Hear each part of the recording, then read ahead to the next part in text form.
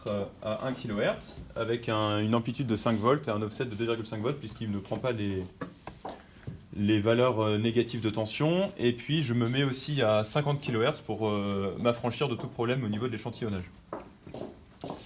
Alors, on voit ici que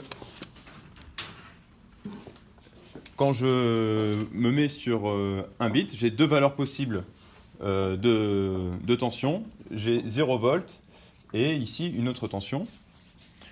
Et quand j'augmente le nombre de bits, ici j'augmente le nombre de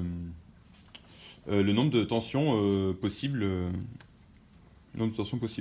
Et on voit ici que je peux encore augmenter. Donc là je suis à 4, donc 2 bits, donc 2 puissance 4 en résolution. Donc, non, pardon, je suis à 2 bits, donc je suis à 2 puissance 2 égale 4 possibilités. Je peux me mettre aussi en 3 bits, donc ça me fera 8 possibilités. Effectivement, si on compte ici, on aura 8 valeurs possibles de la tension, etc. Et je peux augmenter pour finalement aboutir à presque une valeur continue.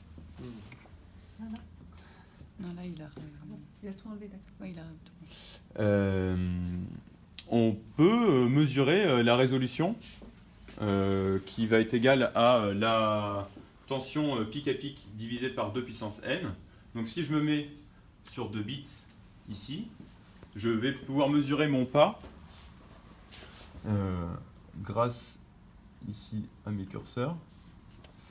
Et donc, non, c'est pas ça qu'il fallait que je touche. C'était celui-là. Donc je peux régler ici mes deux curseurs. Et ici, je vois que j'ai une différence de tension de 1,4 volts. Et en fait, expérimentalement, en appliquant la formule, on trouve une différence de 1,25 volts. Donc cela est dû à la précision de notre oscilloscope qui est quand même pas exceptionnel là-dessus, au niveau de la taille des traits. Alors, voilà, maintenant on peut aussi utiliser cette tablette-là un peu autrement. Je vais mettre ici une tension continue. Je vais me mettre d'abord à 0 volts.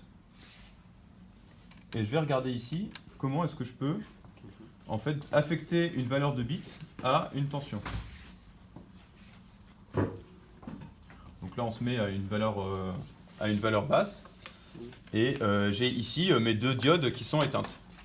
Alors maintenant, on va un petit peu augmenter notre tension. On va aller en fait jusqu'à même 1,24 volts. Et en observant bien, et on va voir qu'ici à 1,2 volts, la diode est éteinte. Et à 1,3 volts, elle s'allume. Donc ça veut dire qu'ici, on est à 0,1, alors qu'avant, on était à 0,0.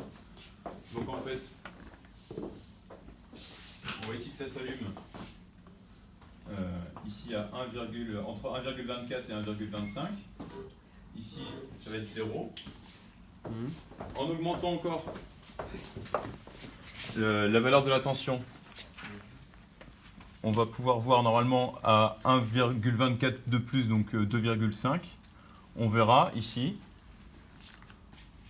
un changement, et cette fois on code à 1,0 à 2,5 volts.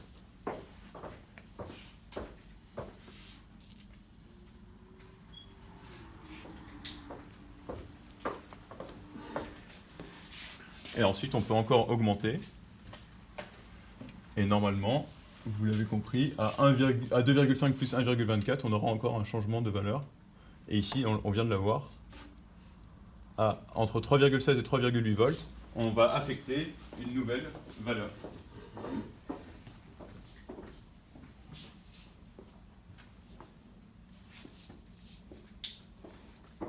Donc ceci nous permet en fait, d'affecter un nombre à une valeur de tension. Et donc, bien sûr, j'aurais pu faire ça avec un codage à 3 bits, mais ça m'aurait fait 8 valeurs, etc. etc. Donc voici pour la conversion d'un signal analogique en numérique. Donc on peut imaginer qu'avec un système d'interrupteur automatique, on puisse finalement incrémenter à chaque fois dans une mémoire des valeurs de tension à bref intervalle de temps.